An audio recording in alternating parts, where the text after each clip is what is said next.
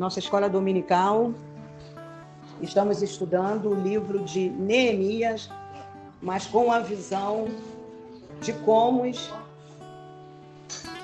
estaremos revestidos com a armadura de Deus na batalha espiritual. Batalha espiritual, igreja, é visível ou invisível? É no campo o quê? Espiritual do o quê? Invisível. E nós estamos tendo aqui armas, estratégias para nós vencermos as batalhas espirituais que estão vindo contra nós. Guerra tem princípio, meio e fim, mas batalha é travada. Se a gente não se revestir com a armadura de Deus, as coisas se tornam difíceis. O capítulo 3 de Neemias tem 32 versículos. O que hoje nós vamos estudar é que o título, o subtítulo, está escrito assim: os que trabalharam na reedificação dos muros. No capítulo 1, nós estudamos a primeira oração de Neemias, quando ele se arrependeu e pediu para o povo se arrepender. Depois fomos para o capítulo 2, quando ele chegou, ele conseguiu chegar lá em Jerusalém. E ali ele fez a segunda oração. A segunda oração de Neemias foi que ele pediu o que mesmo, hein? Quem pode falar bem alto? Quando ele orou, que ele chegou ao local, foi tipo assim uma oração silenciosa. Mas o que ele pediu a Deus?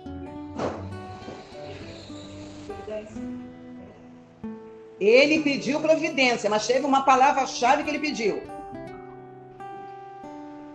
Direção. Ele pediu direção a Deus. Ele pediu estratégia. Ele pediu o quê? Sabedoria.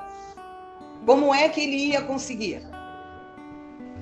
Aqui no estudo de hoje a gente vai saber que essas reconstruções dos muros foram em 52 dias, mas foram uma reconstrução muito longa, 2,5 km. Era pouca coisa? E nós falamos também que quando ele olhou a situação, ele viu o local todo o quê? Assolado, todo destruído.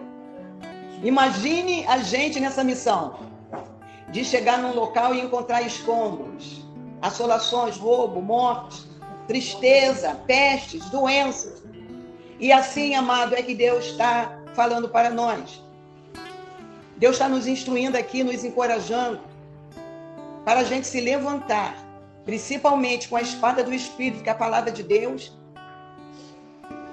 Como é que a gente vai conseguir combater esta batalha espiritual que nós estamos travando, com tudo assolado, tudo destruído?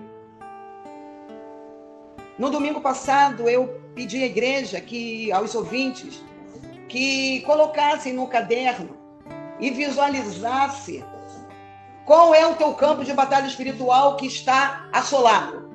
Quem lembrou? Quem conseguiu meditar e ver? Porque que quando a gente chega no campo, a gente tem que ver o que é que está assolado. E eu pedi para cada um meditar e orar e falar assim: Senhor, o que está assolado na minha vida? O que está destruído? Eu, assim, pedi a Deus, né? E Deus acabou me dando uma revelação. Amados, preste atenção.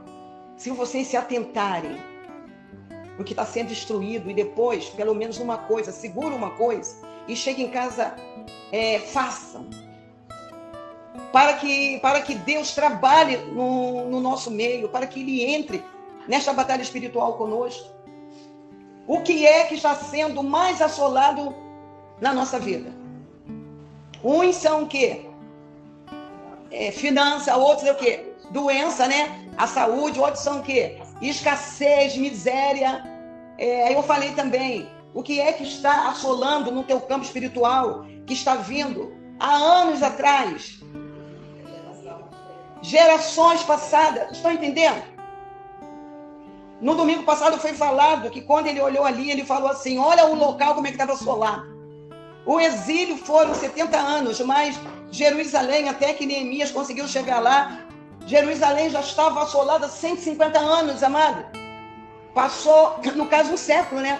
1,5 séculos sendo assolado. O que é na nossa vida? Presta atenção, hoje nós vamos estudar aqui sobre reedificar, que é reconstruir. O que é que está assolado na nossa vida, que tem anos? Não é possível que cada um aqui não está insatisfeito com alguma coisa que está acontecendo em tua vida, na minha vida, e você olha para a tua família, você vê que vem de lá, amados. Vem de lá. Aí você vê que a tua família esteve assim, está assim, porque herdou de bisavô, tataravô. Amados, isso aí é uma coisa real. Não é brincadeira. Doenças têm se perpetuado de geração em geração. Uma certa feita, eu fui fazer o exame médico para ser aprovada. Aí o médico perguntou para mim que idade que a tua mãe faleceu. Eu falei, 68 anos. Foi muito nova, porque hoje a expectativa de vida a gente só vê aí. 80, 90, 95. E ele falou, e teu pai? O teu pai, o meu pai também faleceu também antes da casa dos 70. Sabe o que o médico falou para mim? Então, você também vai morrer cedo. Você tá entendendo? Aí eu, de jeito nenhum. Que isso? Eu, de jeito nenhum. Eu não estou dentro desse hereditário de perder a vida antes de 70 anos. De jeito nenhum. Não interessa se meu pai e minha mãe morreram antes de 70, mas eu não. Amados, tudo isso vai alicerçar nossa vida se a gente tiver uma boa confissão. Vão falar coisa pra gente e a gente vai ter uma boa confissão. Não, eu não. Eu não. Comigo não. Eu tenho um novo DNA em Cristo Jesus. Eu tenho o que? Uma filiação em Cristo. Eu tenho uma paternidade do meu Deus, o Pai Celestial. Estão entendendo? Paternidade, Deus, filiação, Jesus. Comigo não. Ele me tornou uma nova criatura. Dentro dessa filiação, dentro dessa paternidade, eu tenho um novo DNA em Cristo. E sempre que possível, corram para a palavra. Salmo 103, fica agarrado com ele. De sorte que a minha mocidade se renova como a águia. Amados, corram para a palavra de Deus nessa batalha espiritual. Aí vão falar, você não vai conseguir passar pela essa batalha espiritual. Aí você, vou passar. Salmo 18, leiam o Salmo 18, que é vitória e domínio. Aí ele fala, com meu Deus, é o salto o quê? Muralhas. Corram para a palavra, não é as muralhas, eu vou saltar com meu Deus, tá entendendo? Corra, gente, a gente tem que aprender a contra-atacar essas falácias, essas palavras que estão falando pra gente. Paulo escreveu numa das suas epístolas bem assim, eu não sei se foi Coríntios, mas eu vou só falar o que está escrito nas epístolas, que nós não devemos nos compactuarmos com as obras infrutíferas das trevas. Ele fala assim, antes, denuncie. Fala que não. Fala assim, comigo não. Comigo não. Estou passando assim coisas que acontecem comigo, que é bom. Cheguei ao supermercado, aí entrei lá na fila da prioridade. As caixas começaram a implicar comigo, a senhora está na caixa errada. Eu falei bem assim, você não sabe a minha idade? Elas ficaram assim, como assim? Como assim? Como assim? Caixa da prioridade. Como assim? Conta pra gente o segredo. Aí eu falei para ela assim, vão ler o Salmo 103. De sorte que a minha mocidade se renova como a águia. Amados, eu sou chata com a palavra de Deus. Aí você está cansado que você não consegue levantar. A gente está levantando moída. É muita dor, é muita coisa. A gente fala assim, não vou conseguir. Vão lá para Isaías. Não sabe que eu, o Senhor, do fim, né? Dos tempos. Não sabe que não se pode me esquadrinhar. Não sabe que eu não me canso. Aí ele fala bem assim, os jovens esmorecem, desistem. os moços se cansam. Mas os que esperam no Senhor renovarão as suas forças. Voarão com asas como a águia. Correrão e não se cansarão. Caminharão e não se fatigarão. Amados, numa batalha espiritual, a gente tem que ser sustentado com a palavra de Deus, que ela é viva e eficaz. A gente não pode ficar sem essa palavra. Palavra, o verbo. Fique com a primeira palavra que Deus deu pra gente, para essa batalha espiritual, para a gente prosseguir. Haja, ele falou, haja. Amados, a terra estava um caos, estava vazia. Havia trevas, né, sobre a face do abismo. E o Espírito Santo de Deus pairava, voava. Aí ele falou, haja luz, e houve luz. Dentro dessa batalha espiritual que nós estamos travando, que Neemias travou, que a batalha já tinha se levantado lá em Suzã, na Babilônia. Quando os irmãos chegaram, ele perguntou e falaram o estado. Ali já anunciou a batalha que ele iria passar. Depois teve a batalha para ele chegar lá no campo da batalha. A nossa missão. Quando para ele começar, para ele reedificar os muros, aí que a batalha piorou, que apareceram os inimigos. Tobias, Sabalate e Gésem. Isso aí na nossa vida vai acontecer, amados. Está acontecendo. Corram para a palavra. Eu fico desesperada. Só tu, Senhor, és a minha salvação. Aí vem as densas trevas na batalha que nós estamos passando. Corram lá para o Salmo 27. O Senhor é a minha luz e a minha salvação. A quem temerei? O Senhor é a força da minha vida. De quem terei medo? Quando os meus inimigos malvados vêm contra mim, são eles que tropeçam e caem. Ainda que o exército se levante contra mim, o meu coração não vai se atemorizar. É essa palavra que sustenta a gente. Sustenta ou não sustenta? Dá um encorajamento, não dá? Senão a gente fica murcho. Eu sei como é que vai ficar. Aí a angústia da batalha, não vou conseguir, entra o desespero. Vai para o salmo. Na minha angústia eu clamei ao Senhor. Ele me ouviu. Fique sustentado com a palavra de Deus. Quando está falando que ele chegou ali para reedificar os muros, eu vou ficar com a palavra de hoje de reedificar. Vamos repetir? Reedificar. Mas o que define a palavra reedificar? É tornar a edificar. Vamos responder? Repetir? Tornar a edificar. Reconstruir. Repitam. Reconstruir. Retornar. Restaurar. Restabelecer. E aqui, eu acho bonitinho a palavra de Deus, que Deus está pedindo para a gente pedir o governo dele, a direção, que nada é aleatório.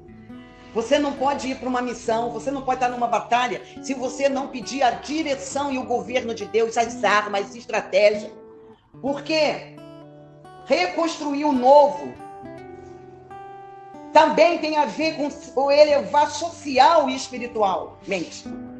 Na nossa batalha espiritual, está precisando reconstruir a nossa vida espiritual. Amados, é muito embate, a gente não está aguentando. Tem que ter uma reconstrução da batalha espiritual no lado nosso espiritual, para que a gente não erre igual a igreja lá de Apocalipse, quando Deus falou, e que o que eu tenho contra ti é que perdeste o primeiro amor. Está entendendo? A nossa batalha espiritual, no espírito mesmo, no espiritual, porque o espírito está pronto, a carne para nada presta. Então, para a gente ficar de pé, a gente tem que lembrar do nosso primeiro amor. Todos aqui reconheceram Jesus. Mas eu lembro que no início era uma alegria, a gente não parava, tinha mais ânimo. Quando você fazia alguma coisa, era com ânimo. Quem recebeu as línguas de fogo, o batismo com fogo no Espírito Santo, tinha pessoas que passavam mais da metade do dia louvando, falando em outras línguas. Mas depois, na nossa jornada, na nossa caminhada, amados, bate o enfado, bate o cansaço. Aí você já não faz mais com tanto entusiasmo aquilo que você fazia no início. Ou então Deus te abençoa de uma tal forma que você fica na tua zona de conforto. Aí fala assim, para que eu vou buscar? Para que eu vou ser tão diligente se eu já tenho as coisas? Estão entendendo? Então, isso aí a gente tem que ter no espiritual, que eu falei, né? E no material. Tá bom demais, tá numa zona de conforto. Para quê? Que eu vou fazer mais alguma coisa? Tá bom assim. Não vou entrar na batalha de ninguém. Não vou orar para ninguém. Eu já vou para o céu. Glória a Deus, aleluia. E ainda tem aquele ditado horrível. Quem quiser que lute. Que é isso, gente? Jesus faria isso? Ele nunca fez isso. Ele nunca fez isso. Amados, nessa reconstrução que a gente é da nossa vida, aí Deus nos deu bênção, a gente está tão bem. Eu passei naquele concurso. Mas depois você fica estagnado ali, que a paralisia toma conta de nós. Presta atenção, numa das pregações de Rebeca, ela pregou, ela se sacudiu, ela gritou, ela ficou ali. Manda boi para correr a paralisia. A paralisia começa a tomar conta da gente, a gente está bem. Você fica na tua zona de conforto. Isso é no teu social. No espiritual, glória a Deus que eu tenho dons, Deus já me deu dons. Mas você não está sendo útil para nada com teu dom. Você está com egoísmo só para você. Reconstruir. Nessa reedificar, nessa reconstrução, o profeta Amós falou algo sobre, lá no capítulo 9, versículo 14. Esses profetas, Amós, Jeremias, Ezequiel, eles eram profetas contemporâneos, tá, amado? Por isso que sempre nos livros dele, eles estão falando ali sobre o exílio. Eles falaram, já anunciando que ia ter o exílio de 70 anos. Eles profetizaram, Jeremias profetizou quando eles estavam no exílio, sobre a carta aos cativos, ali encorajando. E hoje Deus está encorajando cada um. Não é para desanimar nessa batalha não, tá? Eu quero que os irmãos saibam que tudo que eu estou falando aqui é para mim. Porque está travado. Aí Jeremias escreveu uma carta para eles lá no exílio babilônico. Tinha uma batalha espiritual, sabe por quê? Porque ali tinha idolatria, vamos ajudar aqui, vamos. O que mais que tinha lá na Babilônia? Idolatria, prostituição, promiscuidade. Tinha o quê? Um orgulho, uma vaidade de Nabucodonosor, que só Jesus.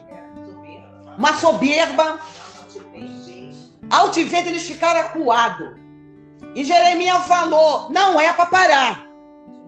Continuem adorando o Deus de Israel, mesmo em terras inimigas. Estão entendendo? Nações inimigas. Nessa batalha que nós somos espiritual, é para a gente continuar adorando ao nosso Deus. Isaac, filho de Abraão, quando ele chegou lá na terra dos filisteus, uma batalha, todo mundo contra ele, ele continuou plantando, ele continuou cavando poços. No final, ele recolheu de 100 por 1. Ele conseguiu vencer a batalha espiritual na terra dos filisteus, lá em Filístia, porque ele honrava esse Deus. E a gente, dentro dessa batalha espiritual, a gente tem armas poderosas de uma boa confissão. A gente tem a arma poderosa de correr para a palavra de Deus, de profetizar, de orar. E a gente vai ser vencedor. Aí Jeremias, não, vocês tratam aí de casar, porque pessoas iriam morrer dentro de 70 anos, não, tem que ter novas pessoas. Não, vocês vão construir casas. Isso que Deus está falando. Na batalha espiritual, não perca a tua fé, não perca a tua esperança. Persevere em Deus, porque Deus vai surpreender. É Deus que vai fazer. Dentro dessa batalha espiritual que nós estamos tendo, preste atenção, vai acontecer conosco o que aconteceu com o povo de Israel quando saiu ali do Egito. Salmo 105, só não estou lembrada o versículo, que diz bem assim: e fez sair o seu povo com prata e ouro, e dentro das suas tribos não havia nenhum inválido. Vocês podem receber essa palavra? Amém. Deus está nos tirando dessa batalha espiritual, mas tem despojo para nós. Creiam nisso. O povo, quando saiu apressado ali do Egito, ele estava apavorado. Não, manda eles embora, está todo mundo morrendo. Aí eles pediram. Aí o próprio povo do Egito deu ouro, deu prata, vão embora. Os despojos deram para ele, aí está escrito. Eles saíram de um cativeiro. Só no Egito foram 260 anos. Mais de 2 séculos e meio. Mas eles não saíram de mão abanando, de um povo pobre, saíram com ouro, prata. E está falando, eles eram escorraçados, eles ficavam em prisão, eram açoitados, mas está falando que não tinha nenhum inválido. Pega essa palavra, Senhor, eu quero pegar para mim essa palavra. Inválido é quem fica entrevado, é quem fica em paralisia, é quem fica em cadeira de roda, é quem não dá um passo, fica aleijado. A palavra de Deus está falando, saíram com ouro e prata e não tinha nenhum inválido. Vamos botar para correr essa invalidez que Satanás quer colocar em nós nessa batalha espiritual. Está querendo te deixar manco, está querendo te deixar aleijado, está querendo te colocar numa cama. Mas Deus falou, não tinha nenhum inválido. Pega essa palavra. Procure lá no Salmo 105. E fez sair o seu povo com ouro e prata, e não havia nenhum inválido. Como eu estava falando que Amós aqui profetizou, quando eu falei de Jeremias, Isaías, Ezequiel, tudo profetas contemporâneos, eles se conheceram, tá? Jeremias profetizou antes do exílio. Vai acontecer. Essa desobediência não vai dar certo, tá entendendo? E Jeremias falou, não me deixem eu voltar para o Egito. Profeta, amado, tem hora que você tem que ficar firme. Com a armadura, que tem hora que apronta com o profeta. Gente, não levaram Jeremias de novo lá para o Egito? Tá entendendo, amado? Quantos que estão nos levando para o Egito? As conspirações, as premeditações nessa batalha espiritual. O povo não tem medo da gente, Satanás não tem medo da gente. Tem um salmo que está escrito assim, agora demos cabo dele, bem feito, bem feito. Satanás não tem pena de nós. Tem pessoas nessa vida que não tem pena de nós e está premeditando contra ti. Rebeca pregou de novo, domingo passado. Cuidado com as emboscadas. Querendo nos aprisionar de novo lá no Egito. Tá entendendo? Levaram Jeremias para lá. Aí sabe quem foi que chegou lá em Babilônia? Ezequiel.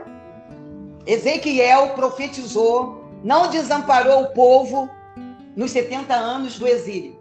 Ezequiel profetizou durante o exílio. Eu quero falar para vós que Deus não vai abandonar. Mesmo que a gente vá para o Egito. Sem contra a nossa vontade, por causa das emboscadas, das premeditações. Todo lugar que a gente lê sobre Jeremias, quando jogaram ele no calabouço, teve um etíope que providenciou a retirada. Mesmo que te jogue contra um calabouço nessa batalha espiritual, Deus vai levantar pessoa para te tirar. Mesmo que nós estejamos com lama até o nosso joelho, porque Jeremias ficou no calabouço. Juntaram os homens e puxaram. Deus vai juntar pessoa para te tirar desse calabouço, da tua batalha espiritual. Não vai morrer, não vai morrer. José não morreu naquela cova. Jeremias não morreu ali. É preciso crer. Glórias a Deus. E ficou lá, Ezequiel lá, batalhando lá, falando ali para o povo. Amados, ouçam. A maior profecia que é a palavra de Deus. Mas tem hora que você tem que ouvir os profetas de Deus. Ali na batalha de Josafá, segundo livro de Crônicas 20, está escrito assim, crede nos vossos profetas e prosperareis. Mas você se acha o dono da verdade. Você tem o teu nariz em pé. Está falando o que comigo? Peca igual a mim, e daí? Deus usa quem Ele quer, no momento que Ele quer. Principalmente quando fala no nome de Jesus. Você está falando que o profeta está com pecado? Aí vai lá ler Romanos. Todos pecaram e destituídos foram da glória de Deus. Aí você, ao invés de ouvir o que o profeta está te instruindo, você está olhando os defeitos do profeta. Você está falando mal do profeta. E você não está pegando a melhor parte. Porque a palavra de Deus também fala também que Deus não vai fazer coisa alguma se primeiro não revelar os seus profetas. Que a gente seja profeta de Deus. Aleluias. E Amós escreveu bem assim: mudarei a sorte do meu povo. Repitam: povo.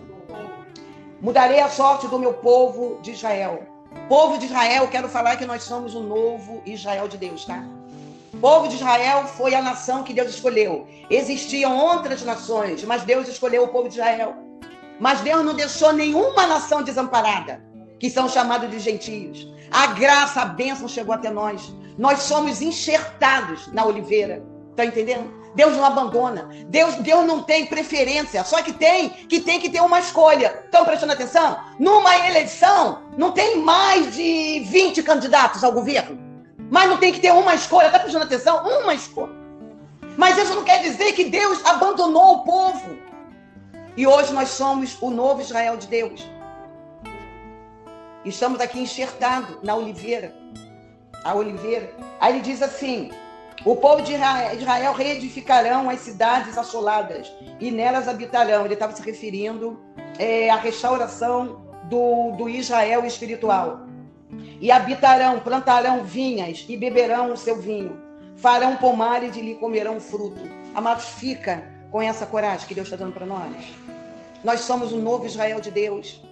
Quando a gente fala em Israel de Deus, aí Paulo, quando chega aos Gálatas, na Epístola de Gálatas 6 e 16, ele prova que nós somos o novo Israel de Deus. Ele fala assim, pois nem a circuncisão é coisa alguma, nem a incircuncisão, mas o ser nova criatura.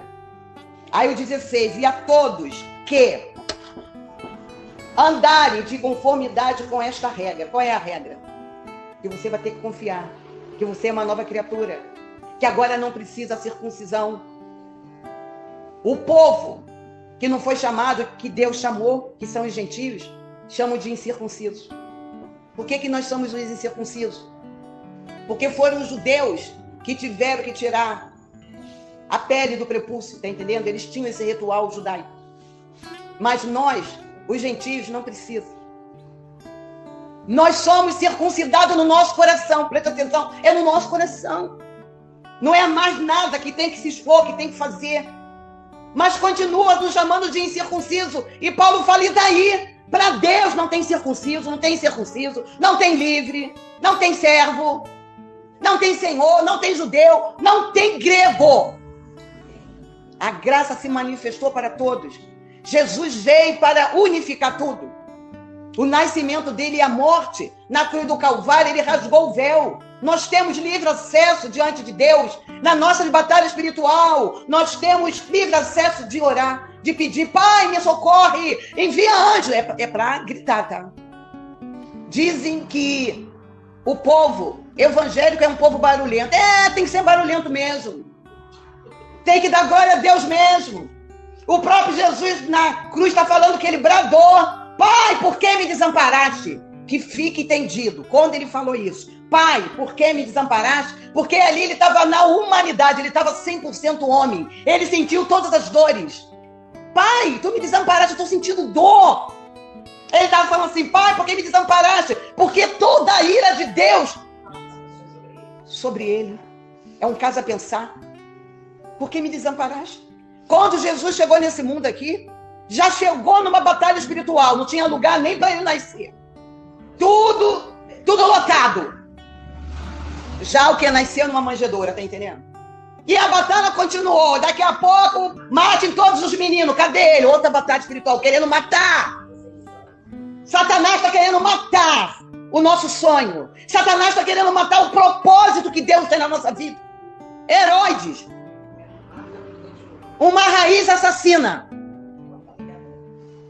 Os tetrarcas. O primeiro começou o quê? Querendo matar os meninos. Era um Herodes. Depois veio o segundo querendo matar o quê? João Batista. E o terceiro? Oi? O terceiro. Estava continuando a querer matar. Ele achou bonitinho. Não. Aí queria já matar Pedro. Tá entendendo? Então, tem certas situações aí de governos malignos que querem matar. Jesus já nasceu já numa tribulação. espiritual. Mas ele foi vencedor. Olhem para ele. Olhem para ele. Olhem para ele nessa batalha espiritual. Glórias a Deus. Deus está falando que vai nos plantar. Amós falou, vou te plantar na tua terra, tudo que nós já perdemos. Quem é que já perdeu várias coisas aqui? É muita perda, não é? Perda de bem, perda de saúde, perda sentimental. Mas a palavra de Deus está falando aqui, bem assim, ó. Plantá-lo-eis na sua terra, e dessa terra que já lhes dei, já não será arrancado, diz o Senhor. Então, nós vamos ficar firme na nossa terra, nessa batalha. Ninguém vai perder nada. Eu declaro agora que não vai ter morte na tua herança. Não vai acontecer igual que aconteceu ali com Nabote, aquele rei horroroso, Acabe. Todo mimado.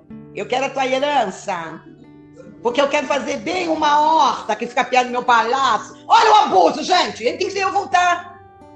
O homem com tantas terras quis o que Nabote tinha. Ele falou, não, é a herança do meu pai, eu não vou perder. E ali teve uma conspiração e acabaram tirando a vida de Nabote. Mas dura coisa foi Acabe com Jezabel fazer aquilo com Nabote.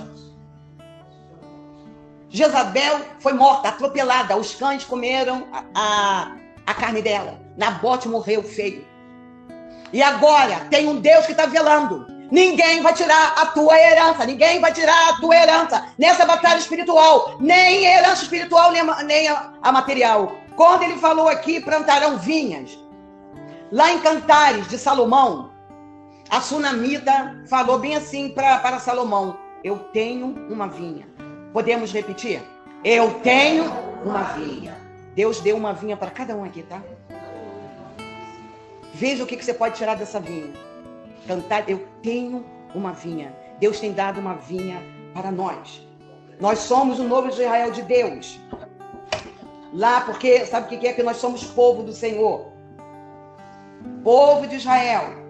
Salmo 103. Sabei que o Senhor é Deus. Foi Ele que nos fez e dele somos o seu povo.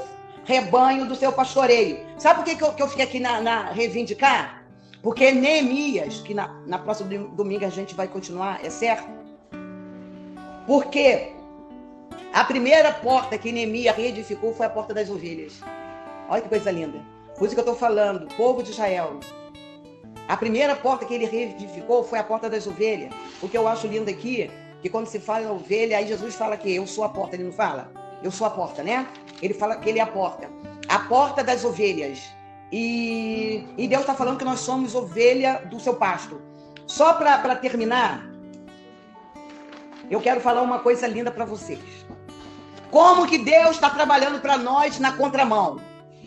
Contra todas as nossas expectativas. Olha que coisa linda, amados. Neemias, capítulo 3 de Neemias 1, está escrito assim, ó. E levantando-se Eliacibe, o sumo sacerdote, com seus irmãos, os sacerdotes edificaram a porta das ovelhas. Você vai ver que coisa mais linda. Pertinho da Torre de Sem. Vocês vão ver por que foi ali perto da Torre de Sem de Ananel. Próximo domingo. Eles começaram com a porta das ovelhas e terminaram no capítulo 3, versículo 31. Aí ele fala bem assim, ó. Está dizendo aqui. Eu anotei aqui, ó. Neemias 32. E entre a câmara do canto e a porta das ovelhas, repararam os ourives e os mercadores. Ó, amado, eles começaram a reconstruir lá na porta das ovelhas, lá no versículo 1, e quando foi no último, eles terminaram a reconstrução todas as portas e voltaram para a porta das ovelhas. Olha que lindo. A chave de tudo é ovelha. Nós somos ovelha. E nós temos que o quê? Cheiro de ovelha. Por isso que o predador fica na nossa casa. Os predadores, ovelha. Cheiro de ovelha. Sabe por que aconteceu isso? Estou encerrando agora. Domingo tem mais. A reconstrução dos muros começou no norte da cidade, no portão, na porta das ovelhas, Neemias 13:1, e continuou em sentido anti-horário. na direção oeste e sul, terminando onde tinham começado, na porta das ovelhas, Neemias 3:32. Então, o que é anti-horário? Não é coisa ao contrário? Olha o que Deus está dando confiança pra gente, que está difícil essa batalha espiritual. Não, ele está agindo de um modo contrário. Anti-horário. Eu fiquei numa alegria, que a gente está falando, a gente vai morrer, a gente não vai aguentar. Mas ele tá confundindo tudo. É no anti-horário. Anti-horário é a rotação contrária à dos ponteiros. Pega essa palavra, Deus vai fazer aquilo que no teu horário, no teu cronos, não é visível. Foi o que Deus fez ali. Aquele relógio ali de Acabe, não foi? Ele retrocedeu. Não foi? Ele retrocedeu. Até que a vitória foi feita. Então, fique firme, não tenha medo não. Deus está trabalhando num fuso anti-horário. Que a gente fala, que a gente está o quê? Remando contra o quê? A maré, a correnteza, né? Mas nesse barco Jesus está. Mesmo que ele esteja na proa. Você está achando que ele está dormindo, mas a proa é o local do comando, é o local da direção, do governo. Que Deus abençoe cada um que compareceram nessa escola, os ouvintes que ouvirão. Que Deus abençoe grandemente, poderosamente. Eu sou a pastora Sandra Brito, da Catedral Águas Profundas. A nossa pastora é a pastora Sandra Lúcia Alves Figueiredo, a nossa líder e profeta. Graça e paz. Amém.